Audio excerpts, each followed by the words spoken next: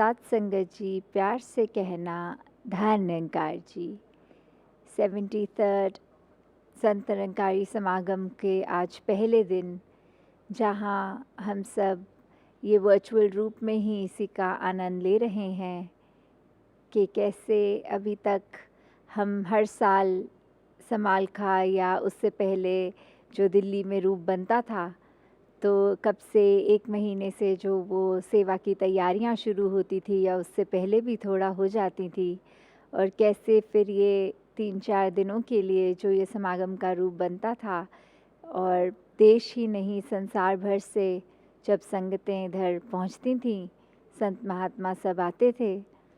पर इस बार जैसे संतों ने तो हमेशा से ही सिखाया है कि ये परमात्मा, ये निराकार जो कर रहा है, ये ही हमने इसी के भाणे में रहना है, इसकी रज़ा में रहना है, और यही सबसे उचित हो रहा है। तो इसी पे ही एक फ़ोकस बनाकर कि कैसे समागम तो किया जाए, पर उस रूप में अगर पॉसिबल नहीं है तो ये वर्चुअल रूप में ही सही। भाव तो संतों के, महापुरुषों के यही रहे हैं कि समागम की जो एक शिक्षाएं एक घर ले जा सकें। जब ये इतने महापुरुष जो जो बोल रहे हैं, इतने अच्छे वचन होते हैं, सिर्फ वो कान तक ही ना रहें, वो मन में भी घर करें, वो कर्मों में भी झलकें। तो इस साल जो 2020 आया, और हम सब जानते हैं कैसे हम सिर्फ एक अपनी रूटीन जो एक हमारी बनी हुई थी, ये साल 2020 जब आया, हालांकि कोरोना वायरस पिछले साल से ही टुवर्ड्स द एंड हो रहा था, पर हम सबकी लाइफ को इसी साल में ज़्यादा इम्पैक्ट देखा गया उसका। कि पहले तो शुरुआत में सिर्फ ऐसे आते थे कि चुनिंदा नंबर्स की यही न्यूज़ में आ रहे हैं, अफेक्टेड हैं, और कैसे ये लड़ी ऐसी चली कि ग्रेजुअली सिर्फ हम ऐसे बोलने लग गए कि हम किसी को जानते हैं जो अफेक्टेड हो गए हैं, या फिर और आगे चल के ऐसे हुआ कि हमारे ही किसी मित्र को, हमारे ही किसी परिवार वाले को ये वायरस ने अफेक्ट किया है तबीयत पर। और कैसे फिर ऐसी बात भी आ गई कि इतने दासी को भी पता चलते थे कि कुछ महात्मा जो स्वयं इस वायरस पे भी उनका असर आया, तो कैसे उस हाल में भी महापुरुषों ने तो ये दातार प्रभु का शुक्र ही किया।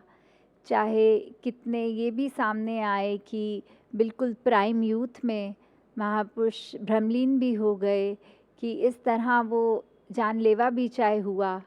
फिर भी जो उनके परिवार ये शुक्राने भाव में कि दातार अगर ऐसी परिस्थिति लाया है तो दातार को ही पता है,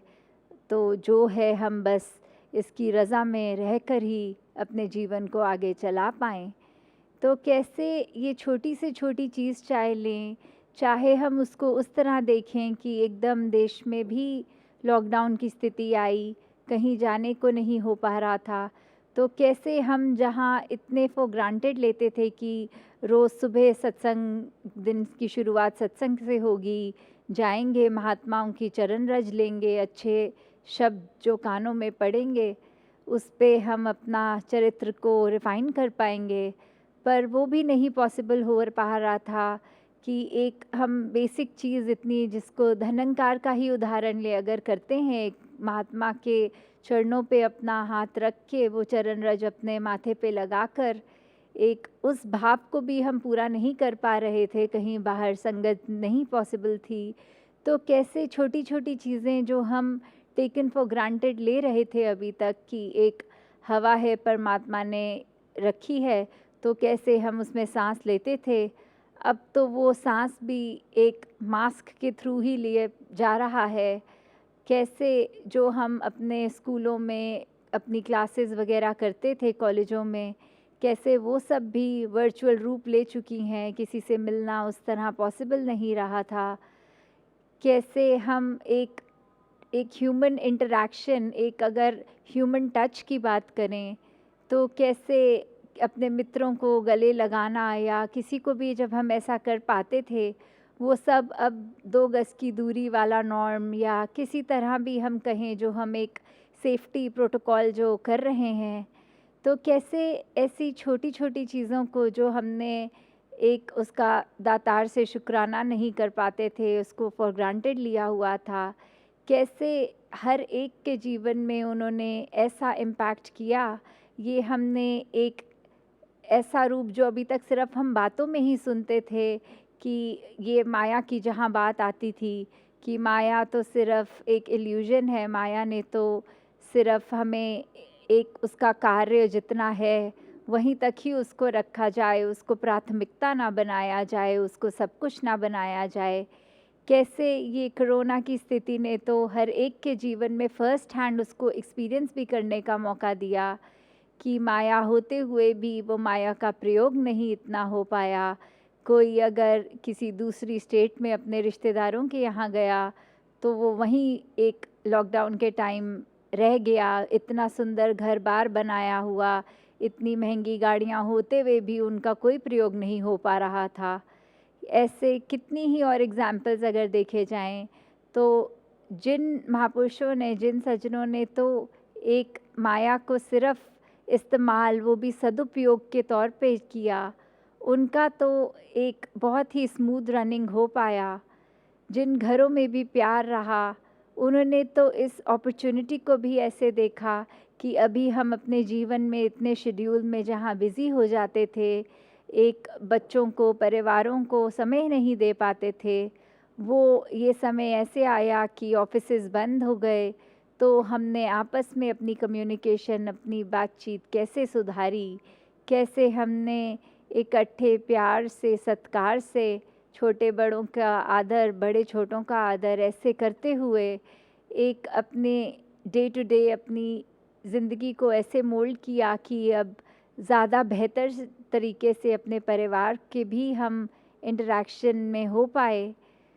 तो ऐसा समय आया तो वहाँ बात आती है स्थिरता की भी कि कैसे एक परिस्थिति तो पूरे संसार के लिए सेम आई ये,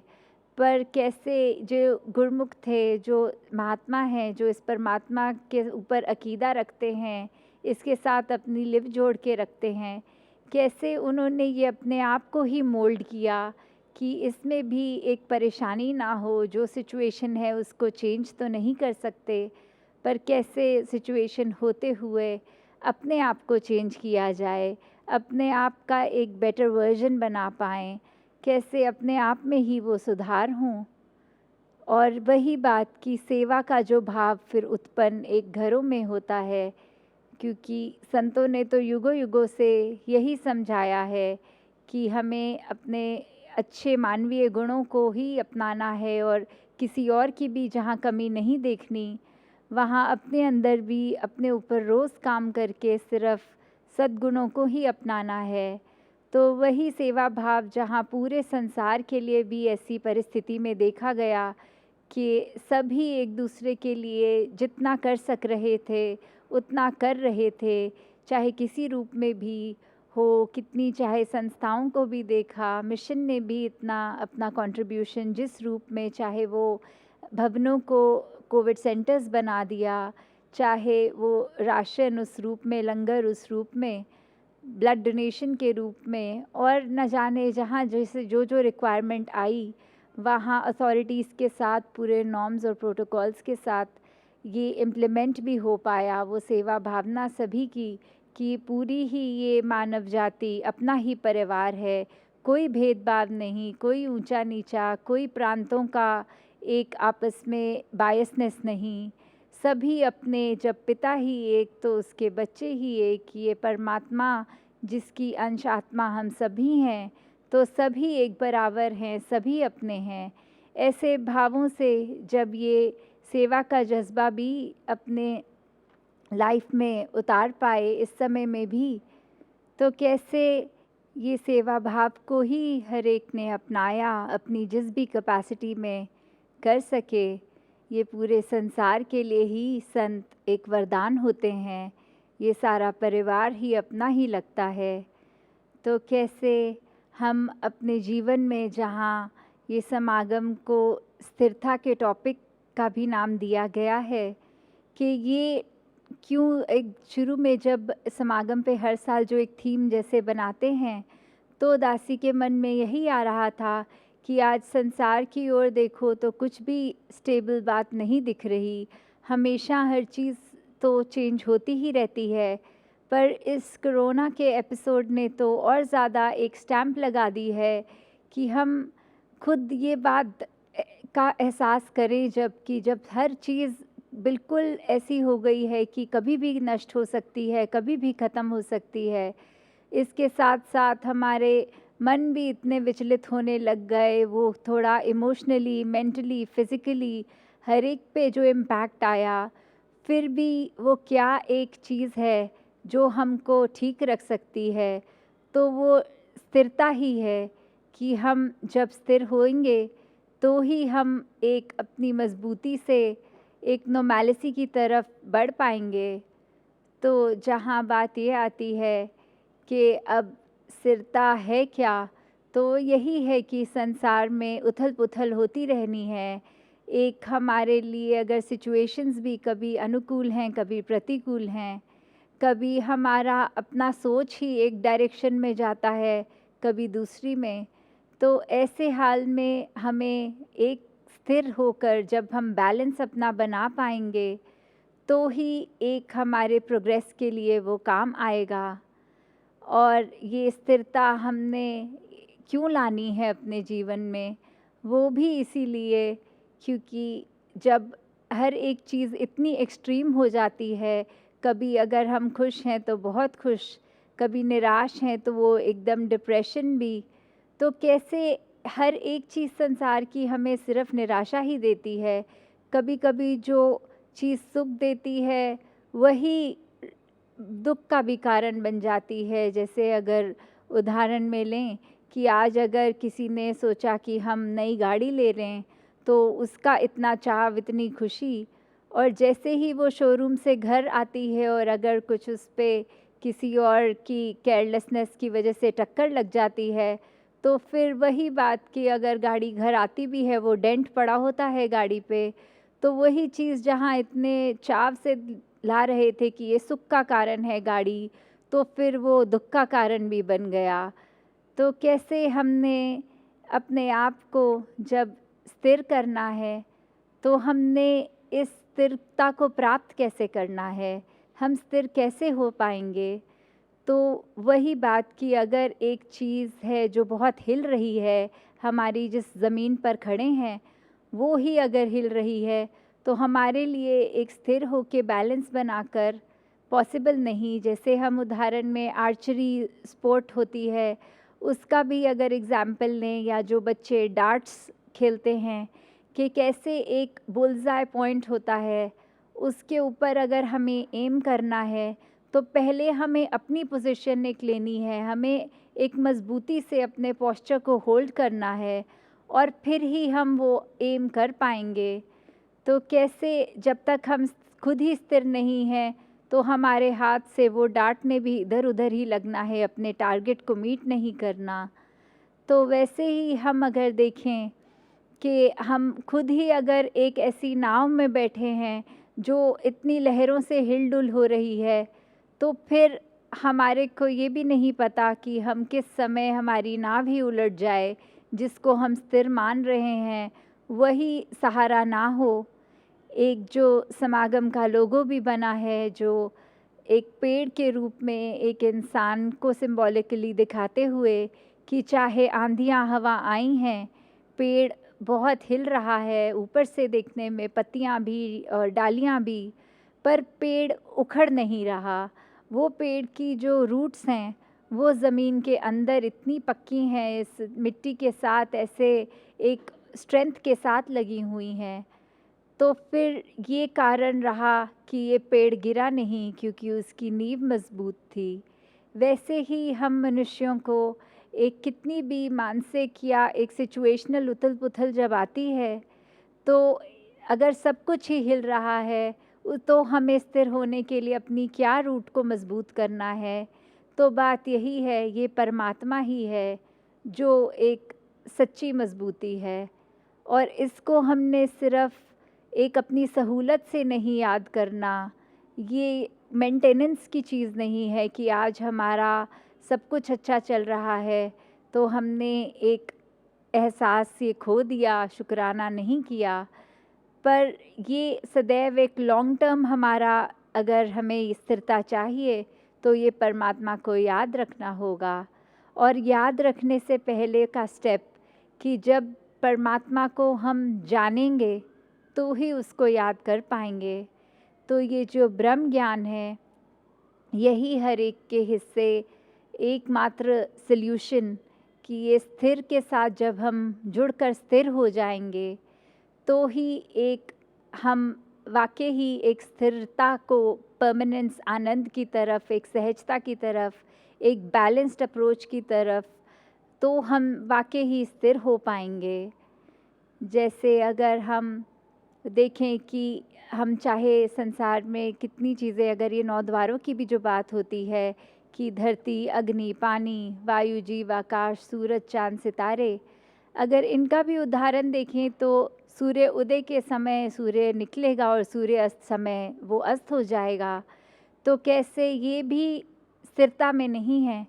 ये भी बदलते रहते हैं। ऐसी कोई भी चीज़ की धरती पे भी कभी भूकंप आ जाते हैं, एक बाढ़ आ जाती है, तो ना पानी, ना धरती, ना आसमान में सूरज, चाँद, सितारे, ना वायु, जीव, आकाश, कुछ भी ये स्थिर नहीं है। जो स्थिर है वो परमात्मा है,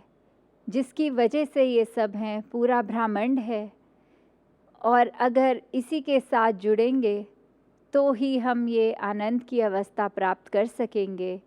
जब हमने जीवन में प्रायोरिटी ही स्थिरता को बना लिया तो ही हमारा मन हमेशा एक सहज भाव में रहेगा कि कैसे हम किसी भी तरीके में अपने आप को मोल्ड करते हुए कंप्लेनिंग नेचर के नहीं होंगे, चिड़चिड़े नहीं होंगे, एक उठे हुए कि संसार में रहते हुए, माया में विचरण करते हुए, फिर भी अपने आप को एक डिटैच्ड अटैचमेंट के रूप में माया से तोड़कर भी रह पाएंगे। तो कैसे हम जहाँ ये बात भी करते हैं कि एक स्थिरता को जीवन में अब हम ले भी आए, उसको मेंटेन के लिए ये अपने आप को कैसे और चलाएं कि स्थिरता को जीवन में ले भी आए, तो कैसे हमारे को जो एक 3 सॉल्यूशन सेवा, सुमिरन और सत्संग के जो मिले हैं, तो कैसे मन को सुमिरन के साथ जोड़कर हमेशा इस निराकार को याद करेंगे तो फिर ये स्थिरता कायम होगी। मन तो हमारा बहुत ही व्याकुल होता है, वो भागता भी है, चंचल भी होता है। तो मन को एक बंधी ना बना के रखें कि एक ज़बरदस्ती कोई कार्य ना मन को हो। तो मन तो इधर उधर जाता रहता है। मन किसी एक चीज़ पे टिकने के लिए एक उस तरह से प्रोग्राम करना पड़ता है, नहीं तो वो चंचलता इधर उधर ले जाती है। जैसे अगर कोई छोटा बच्चा हो और उसको बोलो कि एग्ज़ाम्स आ रहे हैं, पढ़ाई करो, तो उसका मन अपनी किताबों में नहीं लगेगा, उसका मन होगा जाके अपने मित्रों के साथ खेल कूद किया जाए या टीवी देखा जाए। पर फिर भी वो मन को चैनलाइज़ करना पड़ता है, वो बच्चे को समझाना पड़ता है कि क्या फ़ायदा होगा अगर आप पढ़ाई करोगे इस समय, जब एक बार एग्ज़ाम्स ख़त्म होंगे तो खेल कूद भी कर लेना। तो कैसे एक मन को उस तरह फिर आकार देना पड़ता है कि वो एक नेचुरल तरीके से सही जगह आके टिके। जैसे एक भंवरा होता है, वो कैसे उसको बताना नहीं पड़ता, वो अपने आप आके फूल के ऊपर ही टिकेगा। तितलियों ने भी फूल के ऊपर आना होता है। तो कैसे फिर एक ज़बरदस्ती बंधक का रूप नहीं, पर सहजता से वो मन स्वयं सही चीज़ पे टिकेगा, इस परमात्मा पे टिकेगा। और कई बार एक अगर डॉक्टर होता है, उसको एक औषधि, एक दवाई रूप में भी कुछ कई बार देना पड़ता है, अगर नेचुरली चीज़ वैसी नहीं हो रही कि वो अब फॉल इन प्लेस करें कि जिस तरह जो चीज़ होनी है, अगर शरीर उस तरह चल नहीं पा रहा तो एक इंटरफेरेंस, एक मेडिसिन रूप में आ जाए तो अपने आप चीज़ें सही होंगी। तो वहीं पर वही बात कि ये रूह की खुराक, ये सुमिरन, इस परमात्मा का एहसास, फिर ये रूह की खुराक लें कि ये सिमरन को जितना करेंगे उतना अपने आप ये चंचल मन स्थिर से वापस आके जुड़ेगा। तो कैसे एक चंचल मन तो एक कहानी जो एक व्यक्ति है जिसके एक पेट एक बंदर होता है और एक बकरी होती है, तो कैसे वो व्यक्ति कहीं निकल जाता है अपने काम पर, और जब वो निकल जाता है तो बंदर वो उस तरह से बहुत स्मार्ट होता है, वो अपनी बंधी हुई रस्सी को खोल लेता है और पूरे घर के बर्तन सारा सामान तहस नहस इधर कर देता है। और फिर जैसे ही उसको आहट आती है कि मेरा मालिक वापस आ गया है, वो अपनी रस्सी अपने शरीर के साथ फिर बांध लेता है, पर बकरी की रस्सी खोल देता है ताकि वो मालिक को आके लगे कि ये तहस नहस तो इस बकरी ने मचाई थी, ये बंदर तो अच्छा है, ये तो अपनी जगह पर ही रहा है। तो कैसे हमारा मन चालाकियाँ भी कर लेता है। हमारा मन कैसे जानते हुए कोई चीज़ सही नहीं है, फिर भी उसी को करना चाहेगा और बाद में अपना बचाव के लिए भी एक बैकअप तैयार करके रखेगा। कैसे मन संकोच भी नहीं करेगा कि ये कोई स्थिति मेरे हिसाब से नहीं है, तो मैं इससे कैसे बचूं, और चाहे बचने का सल्यूशन ये भी निकाल ले कि किसी और को अड़चन में डाल दें। तो कैसे हमने मन को भी फिर वो चैनलाइज़ करना है। जैसे एक मन की ही बात यहाँ है स्थिरता के साथ जुड़ने की, जो एक कवियों ने भी आप सुनेंगे कवि दरबार की एक थीम, स्थिर से नाता जोड़ के मन का जीवन को हम सहज बनाएं। ये जो थीम है कि कैसे मन का नाता स्थिर से जुड़ना, मतलब मन को इस परमात्मा से हमने जोड़ना है, तो ही एक ऑप्शन है कि इसी से ही जुड़ना है, तो ही पॉसिबल है कि हम अपनी सारा जीवन हम सहज रूप में काट लेंगे। फिर हमको गर्मी गर्मी नहीं लगेगी, सर्दी सर्दी नहीं लगेगी। हाँ, फिज़िकली ज़रूर वो होगा, पर सिंबॉलिकल मतलब कि फिर कुछ परेशानियाँ उस तरह हमको अफ़ेक्ट नहीं करेंगी कि हमें निराशा फ़ेस करनी हो।